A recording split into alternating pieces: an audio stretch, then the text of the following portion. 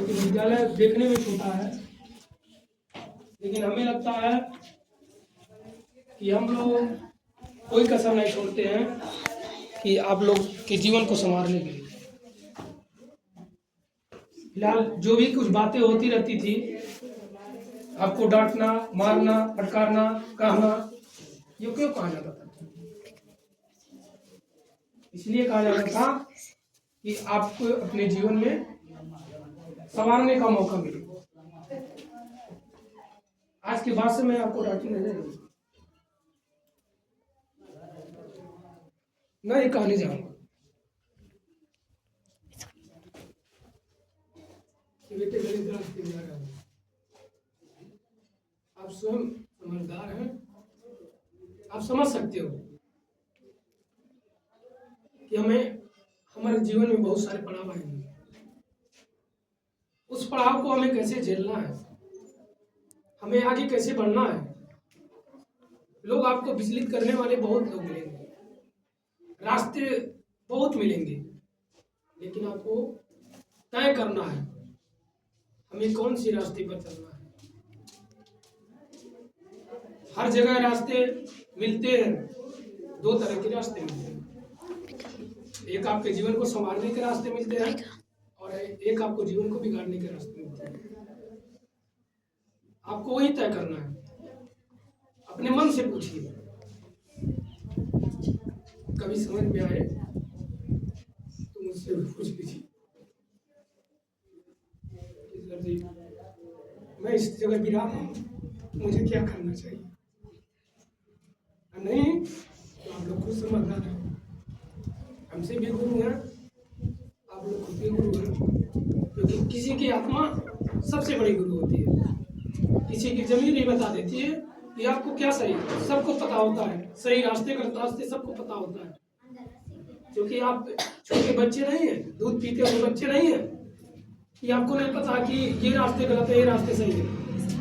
फिर भी आप लोगों को लगता है कि यही रास्ते सही है, तो आगे अपने जीवन में बहुत सारे ठोकरे को खाएंगे, बहुत ठोकरे खाएंगे। गलत रास्ते को कभी मत अपनाना। जितने लोग ये गलत रास्ते अपनाए हैं कभी जीवन में सफलता नहीं पाए। उनके माँ बाप भाई बहन सब तबाह हो जाते हैं। अच्छे तो लगते हैं, लेकिन अच्छे कुछ क्षणों के लिए होते हैं। ऐसे सुख की हमें कभी नहीं कल्पना करनी चाहिए जो क्षणिक सुख हो। हमें परमानंद सुख की प्राप्ति करना चाहिए, ताकि युगों युगों तक अपने आने वाले पीढ़ियों तक आपका आदर्श और विचार लिया जाए। मैं ये क्यों कह रहा हूँ, क्योंकि मुझे पता है कि आप लोग हो सकता है गलत रास्ते पे हो सकता है नहीं भी हो, लेकिन मेरा कहना, मेरा समझाना ये फर्ज है। आज के बाद से आप लोग मेरे पास नहीं आओ पढ़ने के लिए, लिखने के लिए। कोई 10 दिन एब्सेंट रहता था, कोई 5 दिन एब्सेंट रहता था, कोई पढ़ने आता था, कोई नहीं आता था, तो मैं बोलता था, डांटता था। क्यों डांटता था? क्योंकि जिस चीज को क्लास में सर जी लोग सिखा रहे हैं, हो सकता है वो आपके जीवन से जुड़ी हुई समस्याएं हो सकता है उस दिन आपके जीवन से जुड़ी समस्याओं पर चर्चा चल रहा हो। यदि आप ऐसी बिंदुओं पर विचार करने स्कूल नहीं आ रहे हैं, एब्सेंट मार रहे हैं, दोस्तों के साथ मौज मस्ती कर रहे हैं, उधर से कि ये सब आपके जीवन के लिए क्या है? ये बहुत बड़े घटना चक्र की तरफ आपको ले जाएंगे, आपके जीवन को बैक की तरफ ले जाते हैं। इसलिए आप लोग सदैव अपने मस्तिष्क, अपने दिमाग और दिल कभी विचार करें तो मुझसे भी पूछ लिया करिए कि सर जी मैं इस रास्ते पर हूँ, मुझे क्या करना चाहिए, क्या नहीं करना चाहिए, मुझे समझ में नहीं आ रहा।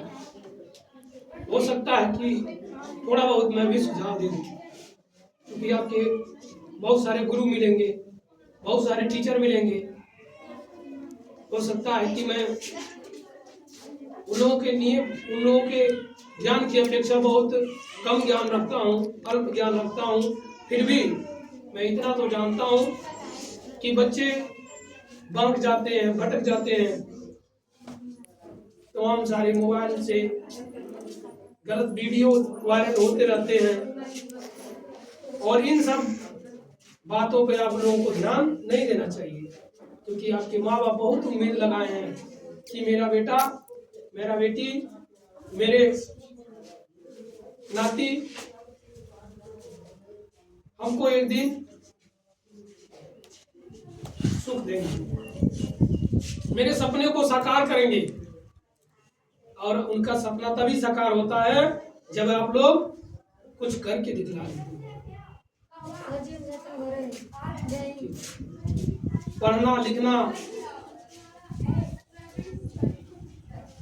ये एक अलग भाग है। जीवन में संस्कार, अपने अंदर संस्कार बनाइए। ये नहीं है कि आपके जो गुरु मिले हैं, हमें आपसे पैसे नहीं चाहिए, आज मैं आपसे पैसे ले रहा हूं, आने वाले समय में मैं पैसा नहीं लूंगा। सुरेश सर जी हैं, यादव सर जी, क्योंकि पैसे आपसे कब लिया जाता था?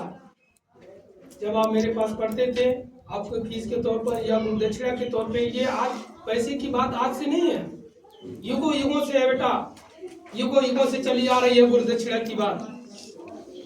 आप लोग सनातन धर्म उठाइए, किसी भी धर्म में जाइए तो वहाँ गुरु दक्षिणा लिया जाता है। राव आज उसको गुरु दक्षिणा के रूप में, पैसे का रूप